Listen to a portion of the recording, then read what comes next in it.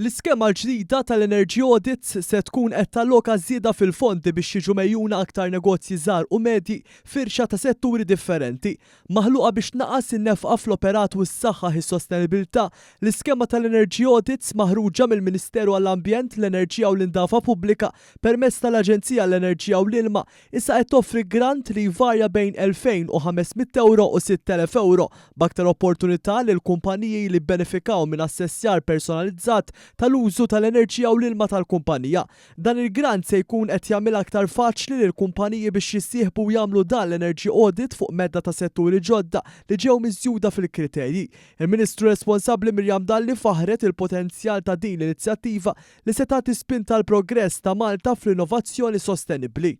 Fil-fatt ser inkomplu nieħdu inizjattivi biex naraw li ngħinu lil kumpaniji ikunu iktar effiċjenti sew fl-użu tal-enerġija u anki fl-użu tal-ilma. U għalhekk li qegħdin nirrikonoxxu lil dawk il-kumpaniji li permezz tal-innovazzjoni qegħdin jagħmlu passi kbar il quddiem. Bħala parti mill-inizjattivi marbuta ma' dawn il-premijiet, total ta' 40 siġra ġew imħawla fiġtiem mill-Brej fil-Mosta, inizjattiva mneddija permezz tal-Premju għas-Sostenibilità fl-Enerġija u l-Ilma tal-Aġenzija tal-Enerġija u l-Ilma b'kollaborazzjoni mal-Kamra tal-Inġiniera.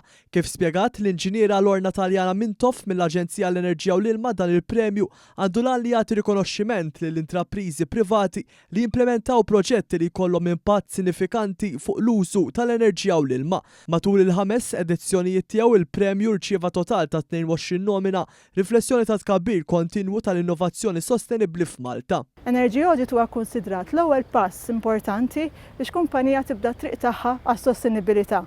Din l-iskema wkoll wessajna anke s-setturi biex il-kumpaniji jistgħu jibbenefikaw mill-massimu tal-iskema.